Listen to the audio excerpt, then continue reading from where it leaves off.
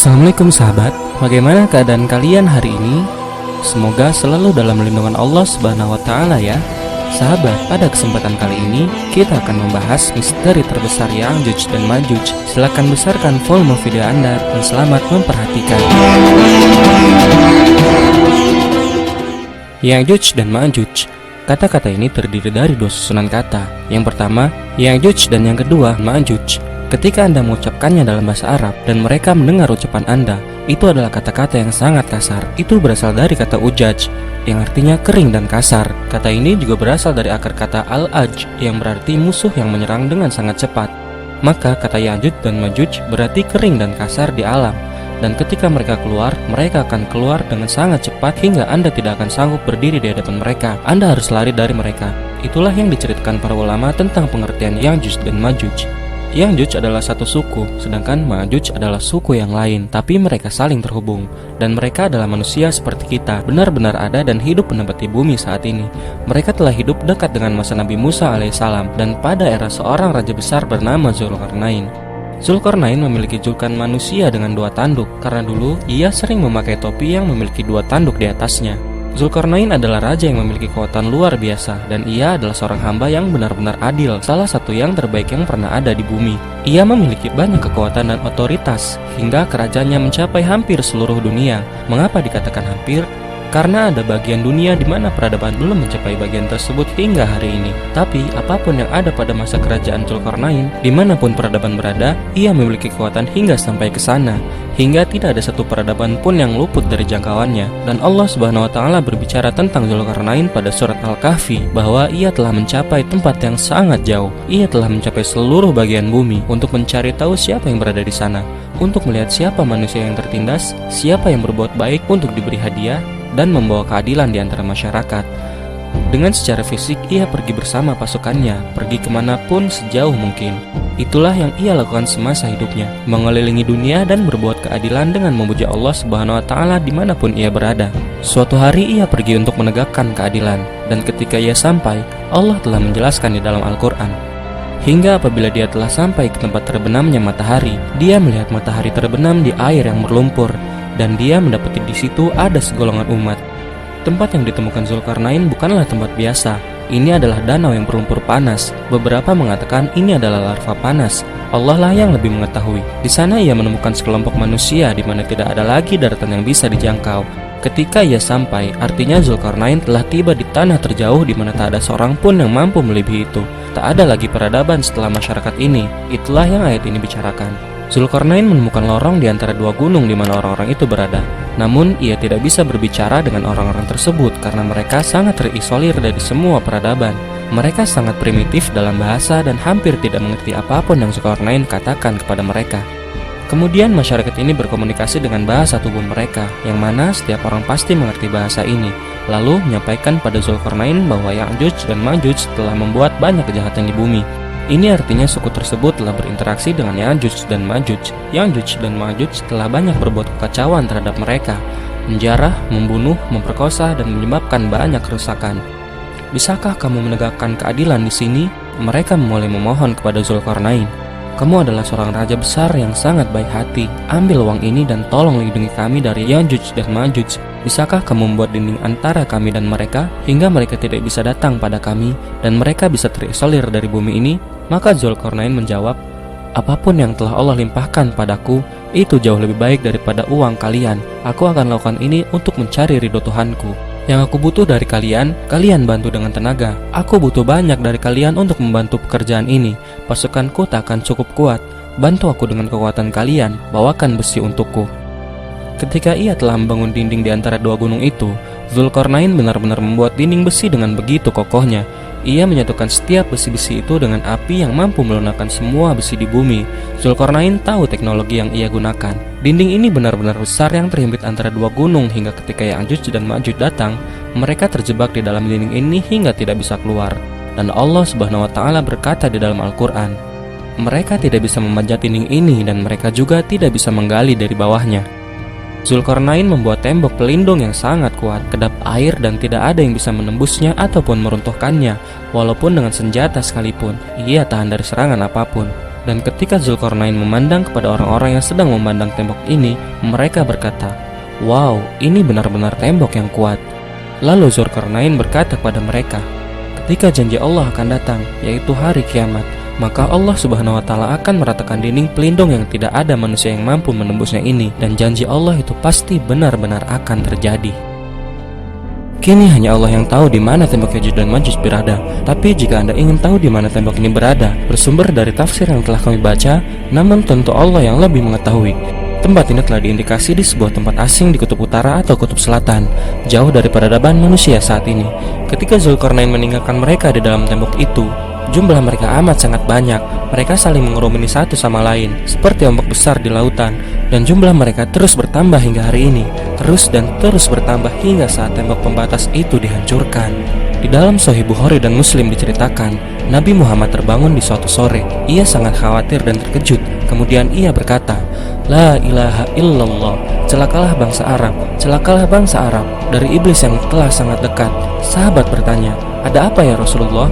Maka Rasul menjawab, "Dari dinding Ya'juj dan Ma'juj telah terbuka lubang sekecil ini," sambil membentuk ukuran sebesar cincin dengan jarinya. Kemudian Zainab radhiyallahu anha bertanya, "Ya Rasulullah, apakah kita akan dihancurkan secepat ini, sedangkan masih banyak orang-orang soleh di sekitar kita? Ada engkau, ada para sahabat, dan ada semua orang-orang soleh ini." Nabi menjawab, "Benar, kau bisa dihancurkan walaupun ketika orang-orang soleh berada di sekitarmu, yaitu ketika ketidaksenonohan dan amoralitas menyebar terlalu banyak di muka bumi, maka Allah akan menghancurkan semua orang termasuk orang-orang soleh di antara mereka."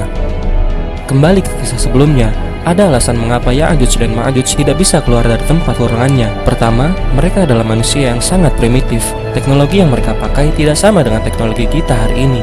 Mereka tidak punya komputer, pesawat terbang, atau persenjataan seperti hari ini. Dan mereka juga berada di antara dua gunung yang memiliki iklim yang sangat buruk. Ketika mereka mencoba mendaki gunung tersebut, mereka akan mati, hingga mereka tidak bisa berkeliling mengelilingi bagian atas tembok ini. Sebagian orang berpendapat, tembok ini berada di tembok raksasa Cina. Bukan, ini tidak berada di tembok Cina. Anda bisa melihat tembok Cina itu rusak, dan Anda bisa dengan mudah melintasi bagian di sekeliling atasnya. Sebagian juga berpendapat bahwa Ya'juj dan Ma'juj adalah makhluk yang menyeramkan, pendek, punya mata yang menyeramkan seperti alien, dan lain-lain. Kalian tahu ini semua tidak benar. Tidak ada satupun hadis yang pernah menyatakan rupa mereka yang seperti ini. Mereka adalah manusia biasa seperti kita, berasal dari bagian yang paling tinggi dari bumi. Beberapa mengira mereka memiliki perawakan seperti orang-orang Asia. Kami pun tidak tahu seperti apa rupa mereka ini. Tentu hanya Allah yang Maha Tahu. Namun, mereka ini sangat-sangat perusak. Lebih perusak daripada manusia yang ada dimanapun di sekeliling kita hari ini. Mereka makhluk amoral, tidak memiliki prinsip hidup. Dan ketika mereka datang, mereka hanya akan menghancurkan, memperkosa, membunuh, menjarah, dan melakukan semua hal buruk. Nabi Muhammad SAW memberitahu kepada kita, Ya'juj dan Ma'juj akan keluar ketika Isa alaihissalam telah turun. Isa alaihissalam akan berada di sekitar kita, dan Allah Subhanahu wa Ta'ala akan mengutus Jibril untuk mengabarkan kepada Isa alaihissalam bahwa salah satu ciptaannya telah dilepaskan. Dalam hal ini Allah sedang berbicara Ya'juj dan Ma'juj. "Wahai Isa, bawa hamba-hambaku ke atas gunung dan bersembunyilah. Kamu tidak akan mampu menghancurkannya, mereka terlalu banyak." Kemudian Rasulullah SAW duduk di antara para sahabat. Kemudian ia berkata, "Untuk setiap satu orang yang akan berada di surga, 999 orang yang lain akan berada di dalam api neraka." Lalu sahabat banyak yang terkejut, lantas bertanya, "Ya Rasulullah, kalau begitu mungkin tidak ada satupun di antara kami yang akan masuk surga. Lalu siapa yang akan memasukinya?" Nabi berkata, "Jangan khawatir, setiap satu dari kalian ada di surga, akan ada 999 dari Ya'juj dan Ma'juj di neraka." Itu artinya ada 999 kelipatan jumlah populasi Ya'juj dan Ma'juj dibanding populasi para sahabat waktu itu. Maka apabila kita menghitung jumlah populasi mereka, katakanlah beberapa miliar, bagaimana kita bisa menghitung jumlah populasi mereka yang begitu banyak hari ini? Kelak mereka akan memenuhi bumi kita ini. Jika mereka adalah manusia yang didatangi para nabi seperti kita, tentu mereka juga didatangi para nabi. Namun, kita tidak tahu nabi mana saja yang mendatangi mereka. Yang kita tahu, mereka hidup dekat dengan masa Nabi Musa alaihissalam. Tapi Allah Subhanahu wa Ta'ala memberitahu bahwa tidak hanya satu nabi yang mendatangi mereka. Banyak nabi yang telah mendatangi, namun mereka berontak dan tidak satupun mengikuti nabi-nabi itu. Dan Nabi SAW berkata, mereka akan melewati laut Tabaria dan akan meminum air di sana hingga tidak ada sedikitpun air yang tersisa. Mereka datang rombongan demi rombongan dengan jumlah yang sangat besar. Maka yang pertama mereka lakukan adalah meminum seluruh air di laut itu. Hingga pada hari yang sama, atau beberapa hari kemudian, rombongan terakhir sampai di Laut Tabaria dan tak menemukan air sama sekali. Mereka telah meminum seluruh air di laut itu. Ini menunjukkan bahwa jumlah mereka sangat fenomenal, besar sekali. Di dalam hadis yang lain, menceritakan ketika Ya'juj dan Ma'juj keluar, mereka akan membunuh siapapun manusia yang ada di depan mereka, siapapun itu, hingga tidak ada lagi manusia yang mereka temukan. Hingga mereka akan berkata, "Kita telah membunuh penduduk bumi seluruhnya, mari kita bunuh juga penduduk langit."